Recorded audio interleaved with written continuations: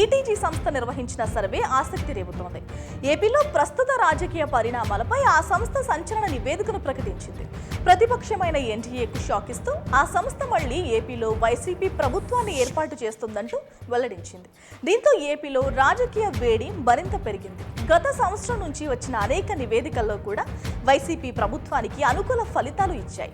రాష్ట్రంలో విప్లవాత్మక మార్పులు తీసుకువచ్చిన వైసీపీ ప్రభుత్వానికి రోజు రోజుకు ప్రజల మద్దతు పెరుగుతోందని, రాష్ట్రంలో ఇప్పటికిప్పుడు ఎన్నికలు జరిగితే వైసీపీ మరోసారి ప్రభంజనం సృష్టించడం ఖాయమని టైమ్స్ నౌ ఈటీజీ తాజాగా నిర్వహించిన సర్వేలో వెల్లడించింది.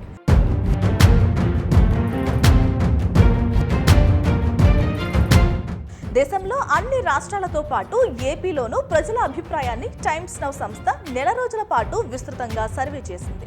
ఈ సర్వే ఫలితాల్లో ఏపీలో జరిగే లోక్సభ స్థానాలకు 21 నుంచి 22 వరకు వైసీపీకి వస్తాయని అంది. టీడీపీ, బీజేపీ, జనసేన కూటమికి ఘోర పరాభవం తప్పదని సర్వేలో తేలింది. బీజేపీకి రాష్ట్రంలో ఒక్క ఎంపీ సీటు కూడా రాదని సర్వే తేల్చి చెప్పింది.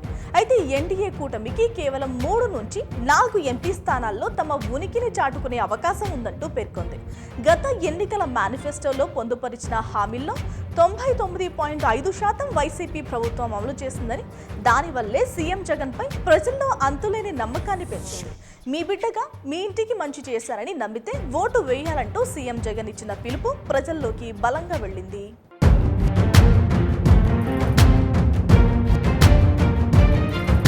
Please subscribe .news.